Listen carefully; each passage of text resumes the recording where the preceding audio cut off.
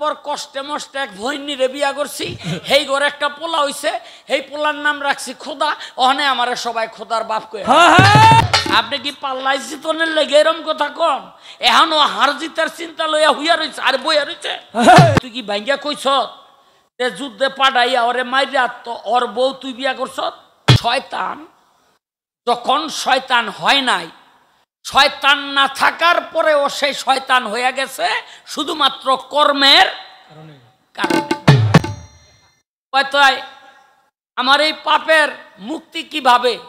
বলে ওই আউরিয়া যদি মাফ করিয়া দেয়, আউরিয়ার কবরের কাছে গিয়া কয়, ওই যে ওই বেডির স্বামী না বইল আউরিয়া, গিয়া কয়, এই আউরিয়া, তোমারে যুদ্ধ পাঠাইছি, তুমি মারা গেছ, শহীদ হইছ, এখন তুমি কই আছো?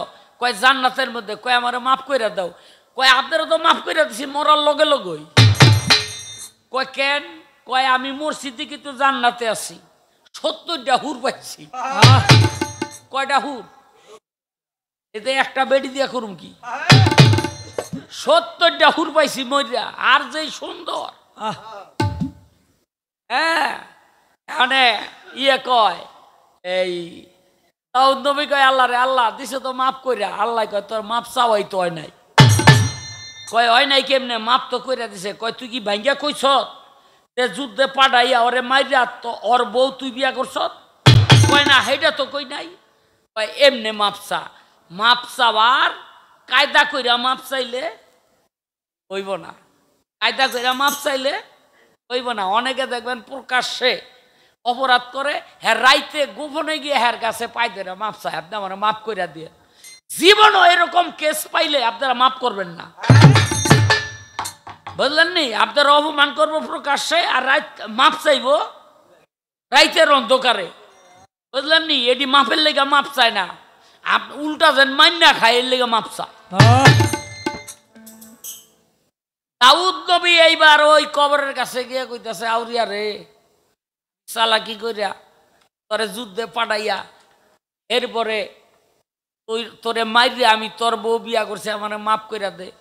আউরিয়া কয়, ও তলে তলে এই চালাকি, আমি তোমারে মাফ করতাম না।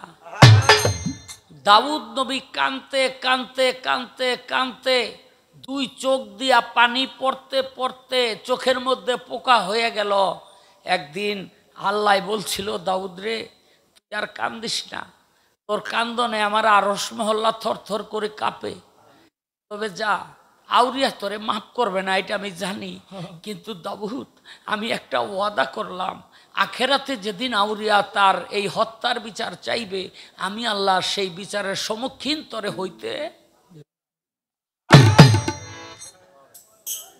তাহলে মুমিনের পাপ করাও ভালো যদি পাপে অনুশোচনা জাগে। বেয়াদবি মাফ করবেন। আমি 2016 সনে হজ করতে গিয়েছিলাম, এক ব্যক্তি কাবা ঘর ধরে যে কাঁদতেছে, মাবুদ তুমি আমার জীবনের সমস্ত গুনাহ মাফ করে দাও। এইভাবে কাঁদতে আমি আর একটা হাজি দেব।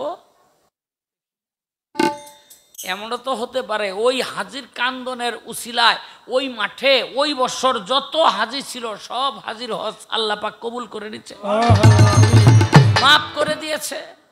তাই পাপের অনুশোচনায় যদি দুই চোখের পানি আসে, ওই ব্যক্তির পাপের দায়িত্ব কে নেয়?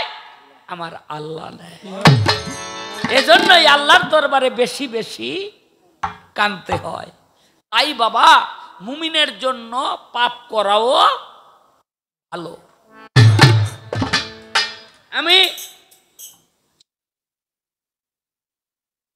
আমি তার প্রশ্নের জবাব করার চেষ্টা করলাম, আর উদাহরণ দিয়া বুঝাইতে চাইলাম যে শয়তান যখন শয়তান হয় নাই, শয়তান না থাকার পরেও সেই শয়তান হয়ে গেছে শুধুমাত্র কর্মের কারণে, বুঝলেন?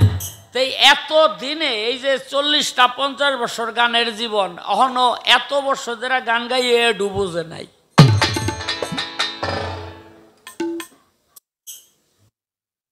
কি কয়? কয় কে বলে কইছে দোয়া করেন গানে যাইতেছি, কয় গানে যাইতেছ তো আমার কাছে দোয়ার লাগে আইসত কেন? কয় আইসি ওর যেন ঠগাইতে রেন। কয় তুই ঠগাইতে পারবি ও দিন যেদিন খোদায় বাড়ি থাকবো না। এই আপনার মুখে এই কথাটা মানাইলো? আপনার মুখে কি এই কথাটা মানাইলো? আল্লাহ কুলে শাইন কাদির, আল্লাহ কুলে শাইন মুহিত। তুমি যেদিকে তাকাও না কেন সেদিকেই আল্লাহর প্রতিবিম্ব দেখিতে পাবে, যদি তোমার দেখার মতো চক্ষু থাকে। নর্দমার যে একটা কীট, ওই কীটের মধ্যেও আল্লাহ বিরাজমান। যদি তোমার দেখার মতো চক্ষু থাকে তবেই তুমি দেখতে পাবে। জুনায়েদ বাগদাদি রাস্তা দিয়া যায়, একটা কুকুর পড়ছে সামনে। জুনায়েদ বাগদাদি চতুর্দিক দিয়া ঘুরে আর কয় আল্লাহুম্মা লাব্বাইকা, আল্লাহুম্মা লাব্বাইকা, আল্লাহুম্মা লাব্বাইকা। ভক্তরা কয় হুজুর এটা তো কুকুর, এটা তো আল্লাহ না। জুনায়েদ বাগদাদি কয় ওরে ভক্তরা তোরা দেখোস নাই, আমি দেখছি কুকুরের চোখ দুইটা দিয়া আমার আল্লাহ আমার দিকে যে চাইয়া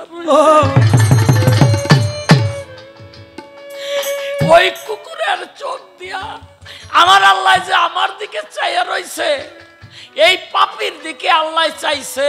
আমার কি বলার আছে? তাই তো বলতে আরম্ভ করছে আল্লাহুম্মা লাব্বাইকা, আল্লাহুম্মা লাব্বাইক। দেখার মতো চক্ষু যদি থাকে কুত্তার মধ্যেও আল্লাহ দেখা যায়, আর দেখার মতো চক্ষু না থাকলে আল্লাহর দিকে চাইলেও আল্লাহ দেখতে পারে না। আল্লাহর দিকে চাইলেও আল্লাহ দেখা যায় না, দেখার মতো চক্ষু থাকতে হয়। কয় যেদিন খোদায় বাড়ি থাকবো না, খোদার বাড়ি কই? কুল মাকলুকাত, যেখানে যত সৃষ্টি আছে সমস্ত কিছুই খোদার বাড়ি। কথা ঠিক কিনা? হ্যাঁ, সর্বঘটে আছে খোদা, কোন ঘট নয় খালি, কোন ঘটে বিকশিত, কোন ঘটে চাপাকলি। খোদা সব জায়গায় আছে। কাফেরের কলবেও খোদা আছে, কিন্তু ওইটা চাপা পইরা রইছে।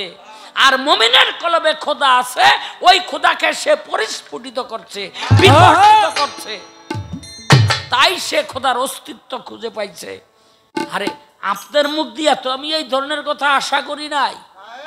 আপনি কি পাল্লাই জিতনের লেগে এরম কথা কন? এখনো হার জিতার চিন্তা লইয়া হইয়া রয়েছে, আর বইয়া রয়েছে।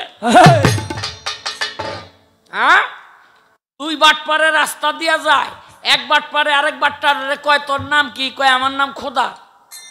কয় কয় কি ওর নাম বললে খোদা? কয় তোর নাম কি? কয় না রে ভাই, আমার জন্মের আগে বাপ মরছে আর জন্মের পরে মা মরছে, তিন কুলে কেউ আসছিল না, আমার নাম ওই কেউ রাখে নাই। আস্তে আস্তে আমি লাত্তিগুতা উষ্টা মুষ্টা খাইয়া বড় হইলাম। বড় হওয়ার পর কষ্টে মষ্টে এক ভৈনীরে বিয়া করছি, সেই ঘরে একটা পোলা হইছে, সেই পোলার নাম রাখছি খোদা। ওখানে আমার সবাই খোদার বাপ কয়ে।